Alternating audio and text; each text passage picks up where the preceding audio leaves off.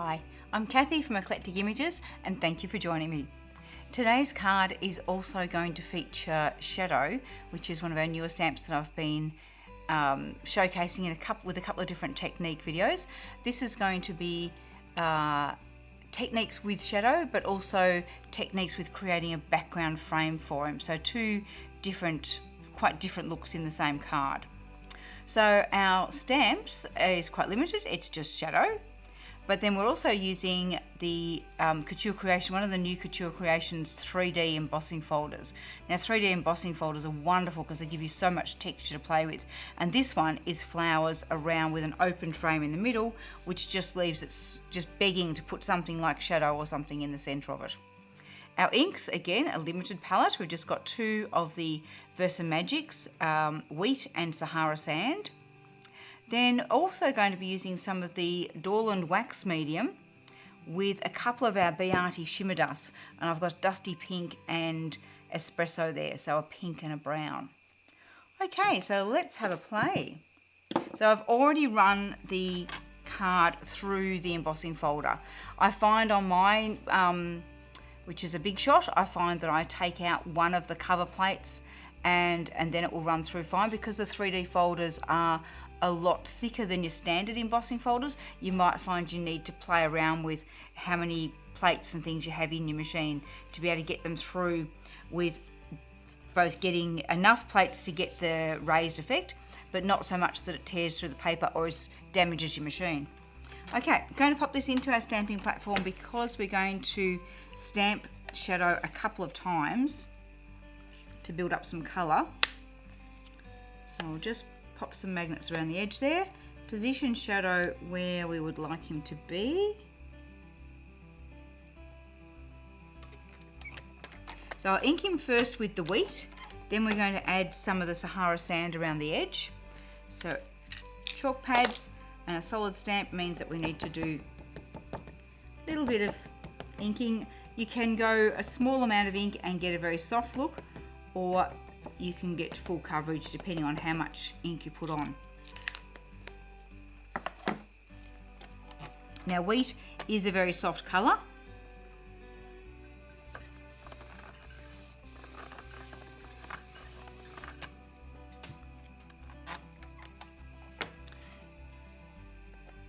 Just going to ink him up again and give a bit of a push again. I do find often with the solid stamps you've got to ink a couple of times to get a really good coverage.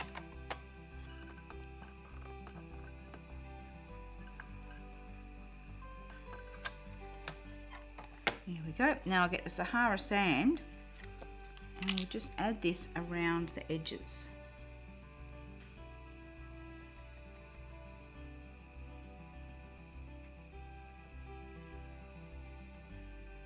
So by having the ink pad on a tilt, the ink will naturally be shading itself on the card, we hope.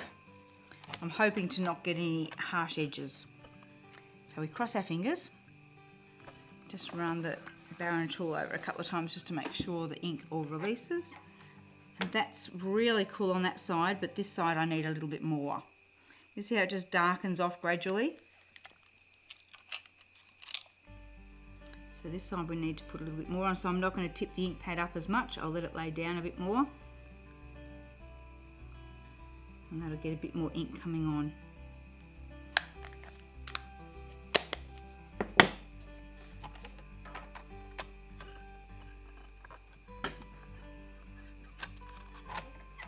Excellent. So just shadowed the shadow.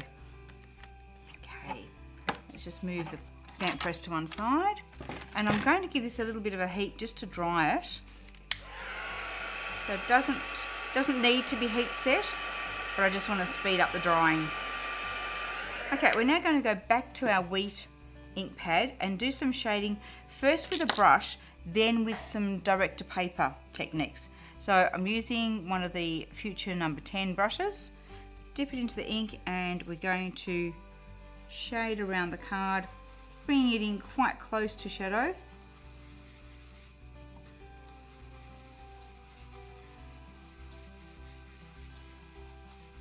Now there's a lot more going to happen in the flower area. I'm mainly focused on the transition of ink that I'm getting here, closer to the shadow.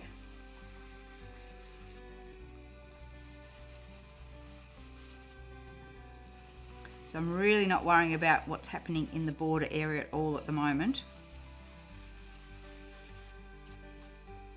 I just found when I was going direct to paper, maybe because of the 3D quality of the embossing, that when I was going direct to paper, it was coming on here too heavy. So I thought I'd like to actually do that more with a brush.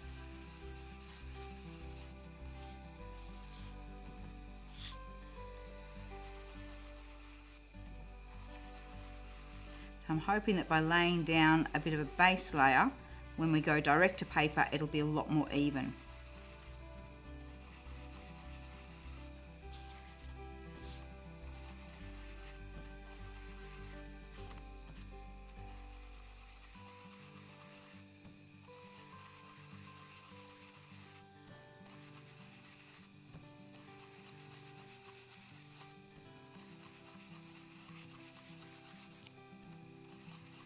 Okay, now let's grab our ink pad and start inking up over the flowers and inching into the card a little bit. And I'm just going to check I haven't got any ink on my fingers from doing the shading. So I'm really wanting to push this right through the embossed areas to the card underneath. So I'm actually putting a little bit of pressure on.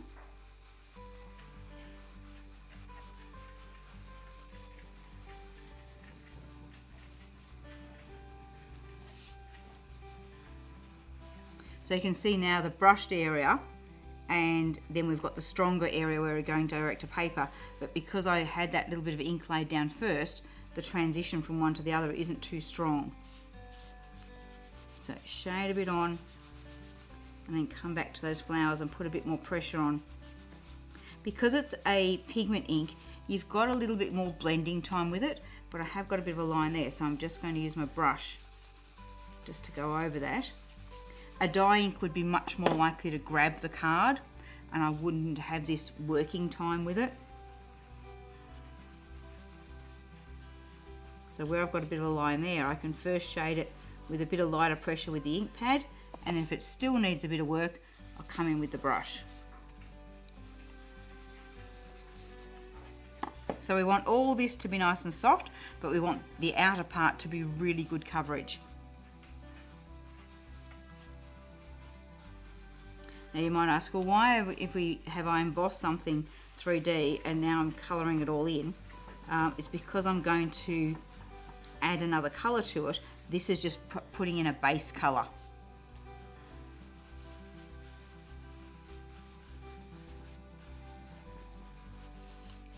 So we're actually going to be layering on this twice more, which is why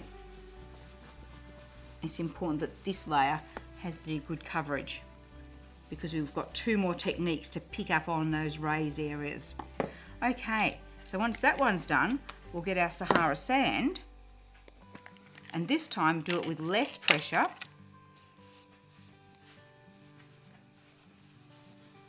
And mainly just over the flowers and leaves. So I'm holding the pad fairly flat. So really, this time I don't want it going onto the card. And see this lovely graduation of colours that we're getting?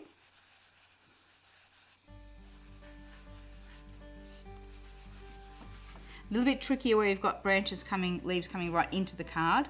I've actually left them not quite so coloured because I didn't want to risk touching this ink pad to that part of the card.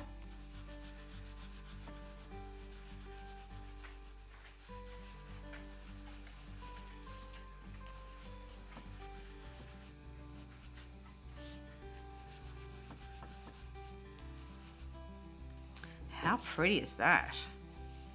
So I'm now going to have a look with our shadow and see if I want to add some extra colour to him, and I'll do this with a coloured pencil. So we might come in and add, now I'm just going to give my hands a wipe, make sure I'm not got ink all over my hands where I don't want it. Okay, so let's come in and add some black to his tail. So because I've used the chalk ink, the pencils are going to go over it quite easily.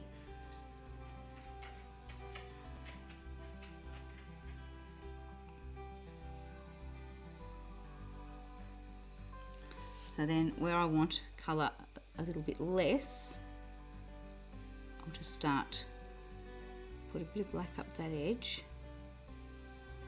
and then start fading off a little bit.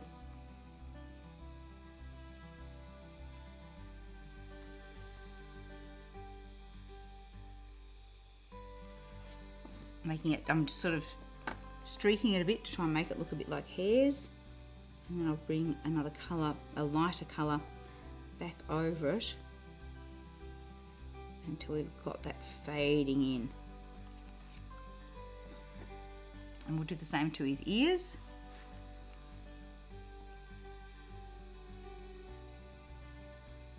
So if I felt like I was feeling very clever with my pencils, I could actually ink him up, because again, he's just a shadow stamp, he's not an outline stamp, but I could stamp him in the chalk ink and then colour the whole lot with the coloured pencils.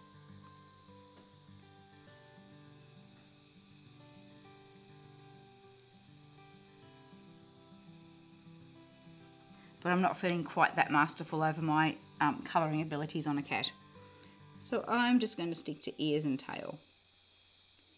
Also too, I do find when you're working with coloured pencils that it's quite meditative, and you tend to stop talking and just start drifting away with what you're doing, which is not so great on a video. Yeah.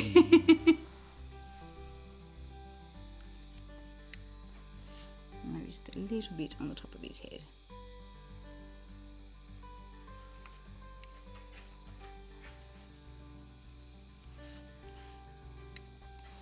Oh, now I've started doing more, haven't I? Yeah, I think you better start your chanting again, Matthew. Here we go. No, I'm kidding. I'm not going to colour all of him in. It would just take too long. We'll leave that for another video. Okay, so that's just giving him some dark points. I might just add a little bit of dark, just to not all of the whiskers, but just a little bit of them. Maybe the next one should be shadow with a mandala. Oh, okay. Right. That's a good idea, Matthew. Okay, now let's grab our Dorland's wax medium. And I'm going to, actually before I do this, I'm going to stamp our sentiment in here. So we've got the happy birthday. And I'm just going to see where the words are going to fit in amongst all that decoration. Okay, I'm going to stamp birthday first, and for this I do want my, do we go black? Yeah. Or do we go dark brown? Let's go dark brown.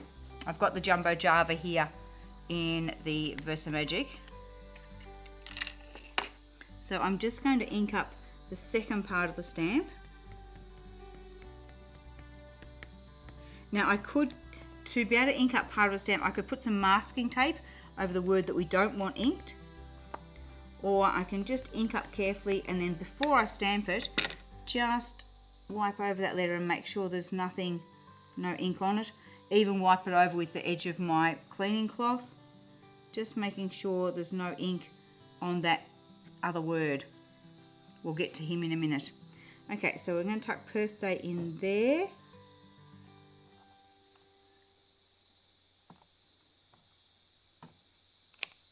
Now we've got to give that a really good clean, because I don't want any of that word coming out when we're stamping the other half of the sentiment. So give it a really good clean, make sure there's no ink on there. Now we ink up the happy part of it. Let's just have a quick look where it's going to fit. Will it fit along the same line? I think it will. Or we could put it up a little bit higher. That might look nice.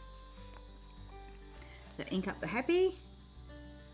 Make sure we get the word well and truly inked. And then check that we haven't got any ink onto the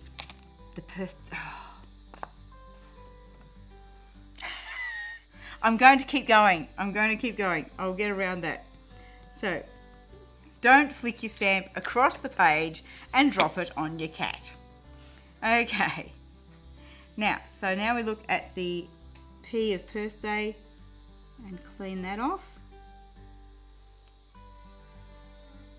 Oh, stop laughing, Matthew. Well, that is funny. We'll put our happy up in here. Obviously, there's a bit more pencil colouring has to happen yet. Obviously. Okay, let's try. You can barely see it, or at least not till I zoomed right in. Oh dear. What a meanie.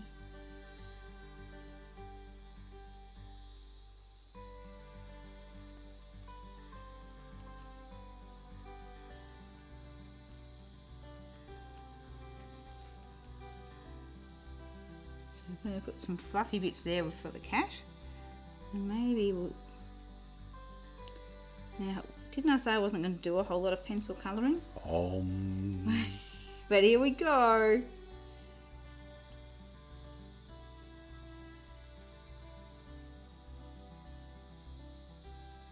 So as well as some little circles, I'll also add in some lines to give it a bit of a fur feel. And colour in just very softly in some black as well, and then bring our beigey colour back in over the top of that. So now I'm doing circles.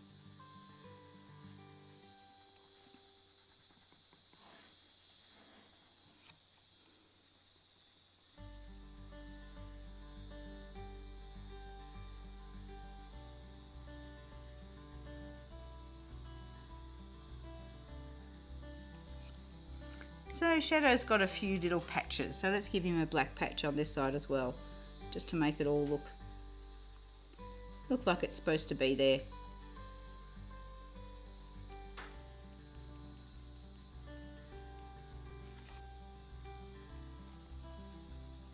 See, this is how creative us card makers can be, to get out of problems that we create. So he's a little patchy cat now. Okay, let's move on to our next technique. So this is using the Dorland wax medium and our 2 mica powders. So I'm just going to open up the espresso and the dusty pink. Did someone say coffee? I don't like coffee, but I love this mica colour. So we've got a real goldy pink and a very bronzy gold brown. So I think they will work really nicely together. Okay, so with the Dorland wax medium, I just grab a little bit of that and rub it on some of the really highlighted parts of our 3D design.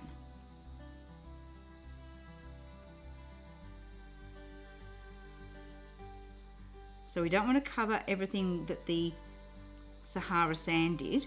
So I'm not pushing hard, I'm just trying to pick up the very edges of those petals and leaves.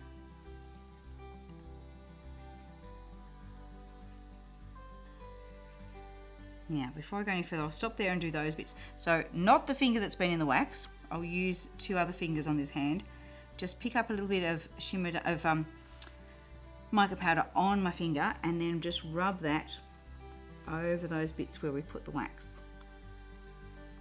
And then with this finger I'll pick up a bit of the espresso and we'll add some of that in as well. So it's just going to stick where the wax is. So it gives you a fabulous highlight. You just got to remember which finger you've put in which colour.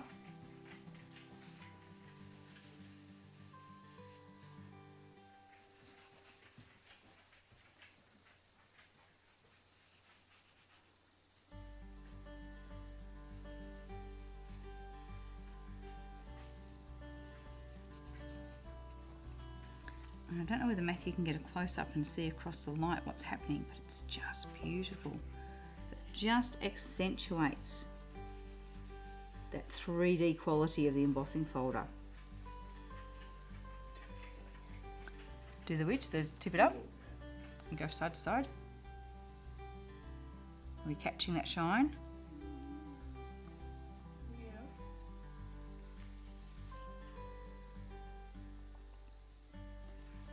Now we need to go back for some more wax.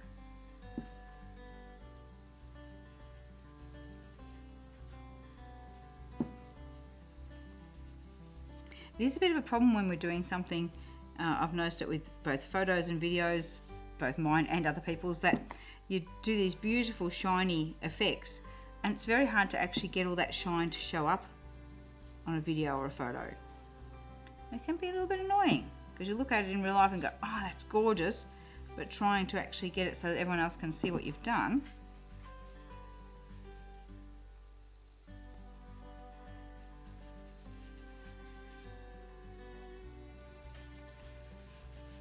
So I'm here trying to keep my finger quite flat.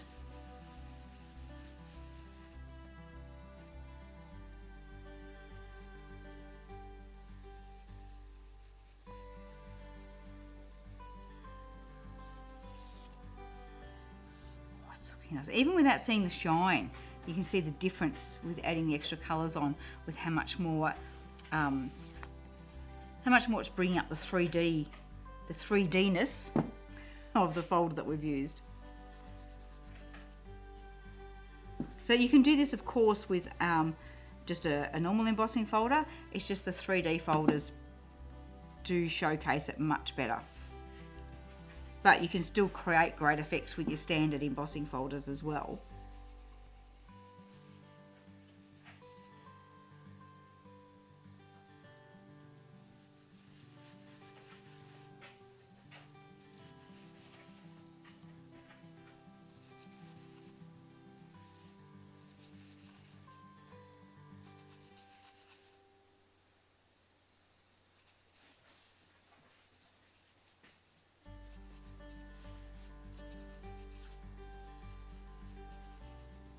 Okay, I'm just going to wipe my hands clean on my apron and just get a soft brush and just brush that off a bit,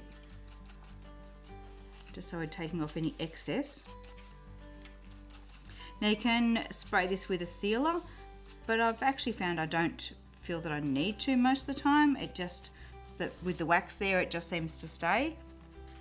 But I am wondering, do we want to add some mica to our cat? Have we still got a bit more time, Matthew, for me to play? 23. Okay, let's try. We're going to put our card back in our stamp press.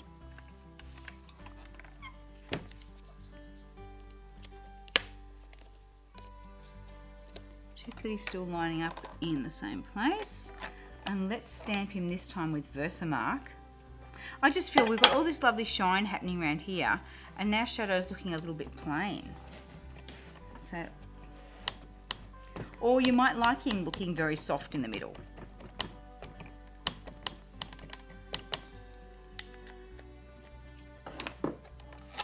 So we could be about to totally ruin it, or it may look absolutely stunning. Okay, so let's get a small brush.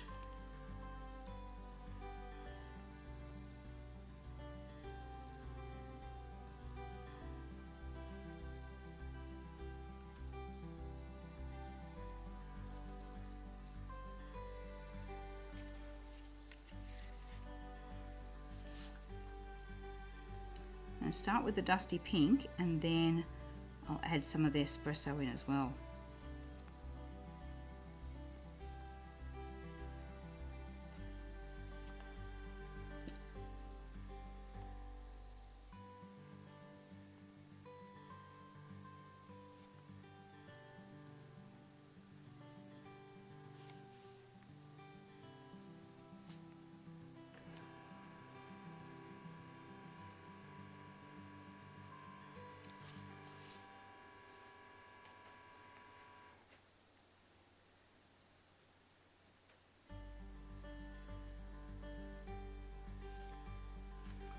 Okay, we'll get a soft brush and just brush off excess.